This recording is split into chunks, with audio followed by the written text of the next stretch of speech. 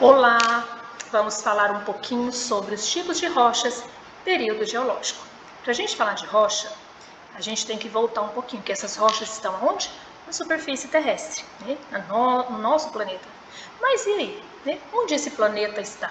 Onde que se localiza o nosso planeta? Então vamos dar uma olhada aqui, onde tudo começou. Olha, tudo começou, né, com uma grande explosão. Os cientistas dizem, né, que foi uma grande explosão. E essa grande explosão, ela recebe o nome de Big Bang. Provavelmente, né, vocês já ouviram falar que com essa explosão surgiu as galáxias. Surgiu os corpos celestes. E entre eles está o nosso planeta, o nosso planetinha. Né? O planeta Terra está entre eles. Agora, a gente observa que nosso planeta está numa galáxia. E essa galáxia é a Via Láctea, a nossa galáxia. Observe a imagem, né? Vocês veem que parecendo um branquinho, eles chamam que é caminho de leite. Ou seja, o nosso planeta está ali, mas entre ele tem outros. E tem o nosso sistema solar, onde o Sol está no centro e nós temos os outros planetas. Vocês provavelmente já devem ter visto, né, um sistema solar com outros professores. E aqui agora a gente vai estar comentando, né, rapidamente. A gente vai estar voltando depois, tá? Em outra oportunidade para falar mais sobre eles, certo? Então, olha o que acontece. O planeta Terra, ele está aqui, tá? E ele é o terceiro planeta mais próximo do Sol. E está em órbita. Por que ele está em órbita? Devido a uma força gravitacional. Então, essa força da gravidade não deixa com que os planetas se choquem, né, um com o outro. Certinho? Então, olha, a nossa Via Láctea, né, onde está o nosso planeta, onde está o nosso sistema solar. Bom, continuando, a gente vê aqui o nosso sistema solar, o Sol no centro, a Terra aqui, sendo a terceira mais próxima do Sol. Nós temos os outros planetas, tá? Nós temos outros aqui, ó, astros também, tá? Junto com ele. E quando a gente fala da Terra, a gente vai observar que ela tem algumas características diferentes, tá? Então a gente vai ver que essas características dela é diferente dos outros planetas. Só que com esse surgimento, né, do nosso planeta, há mais ou menos 4,6 bilhões de anos, eles observaram que o nosso planeta é rochoso ou telúrico. A superfície ela é rígida. O que é uma superfície rígida? Bem firme, formada de rocha e solos. Antes, o nosso planeta ele era bem quente mesmo, tá? Parecia fogo. Só que com o passar do tempo, ele foi se esfriando, né? E formou-se atmosfera, mares, oceanos, as primeiras rochas e algumas formas de vida. Então, tudo foi surgindo há 4,6 bilhões de anos, né? Com o passar do tempo, foi se compondo até chegar à estrutura do nosso planeta, que ele é hoje, tá? Agora, como as rochas surgiram? Vamos ver um pouquinho? Olá pessoal, eu sou Tássia Reis e hoje o nosso conteúdo será os agentes internos e externos do relevo. O relevo terrestre é constituído por diversas formas, daí vem o nome geomorfologia. Geo significa terra e morfologia significa formas. O nosso relevo, para obter tais formatos, necessita dos agentes modeladores que iremos dividir em dois grupos, que são os agentes internos e externos. Os agentes internos ou endógenos são provocados pelo calor do interior da Terra e modificam o relevo de modo mais acelerado. São esses agentes o tectonismo, o vulcanismo e os terremotos. Eles são os responsáveis pelas maiores transformações no relevo e de modo rápido, se levarmos em conta o tempo geológico da Terra. Esses fatores são derivados do intenso calor que há no interior da Terra.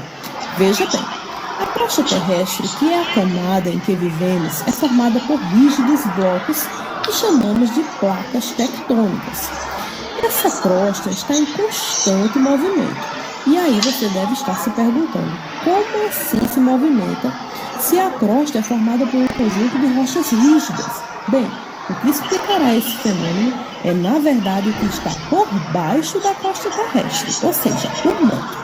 Como essa camada da Terra encontra-se em estado pastoso, já que é formada por rochas derretidas por ocasião do intenso calor proveniente do núcleo terrestre, as placas tectônicas movimentam-se sobre ela. Esse movimento é o que chamamos de tectonismo. Desta forma, esses movimentos podem ser suaves, tais como os movimentos epirogênicos, ou fortes, que conhecemos por orogênese, que é o movimento responsável pela formação das grandes montanhas. Esse movimento intenso ocorre nas bordas das placas tectônicas, quando ocorre um choque entre elas, fazendo com que haja o soerguimento do relevo e os dobramentos montanhosos, e também as erupções vulcânicas.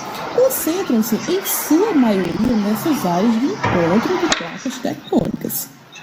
Como aqui no Brasil não ocorrem fortes movimentos tectônicos, mas sim os movimentos leves, em nosso território não existem grandes cadeias montanhosas, nem terremotos de grande magnitude, nem tampouco vulcões ativos, pois o país localiza-se no centro de uma placa tectônica.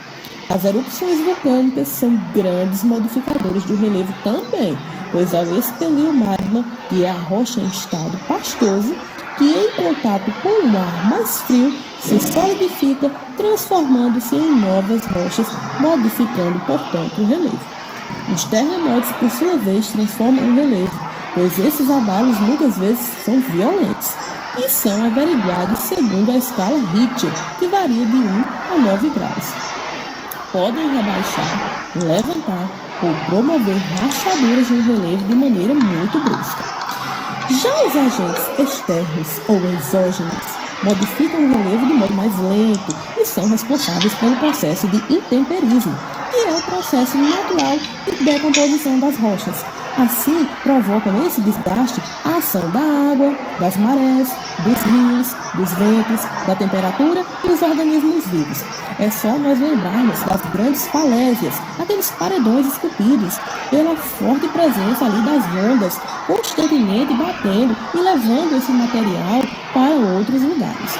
Existem 3 formas de intemperismo, que são o químico, o físico e o biológico. No caso do intemperismo químico, por exemplo, quando a água das chuvas que possuem certa acidez se infiltra nas rochas, essa inicia uma lenta dissolução dos minerais, ocorrendo a desintegração das rochas. Por isso, o ditado água mole em pedra dura tanto bate até que fura. Na região da floresta amazônica, os solos são profundos, exatamente pela grande quantidade de chuvas. Já no sertão nordestino, os solos são rasos, rachados e pedregosos. Pois como chove pouco, o intemperismo que predomina é o físico, que ocorre quando o calor dilata as rochas e o frio da noite a contrai.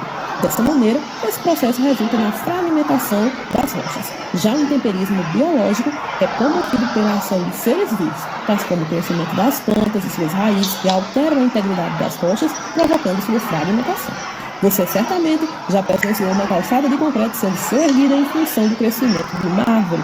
Por fim, a própria ação humana, esmatando, construindo cidades, perfurando rochas em regiões de reservas minerais, também são um grande fator de transformação do relevo terrestre. Bem, essa foi a nossa mini aula de hoje.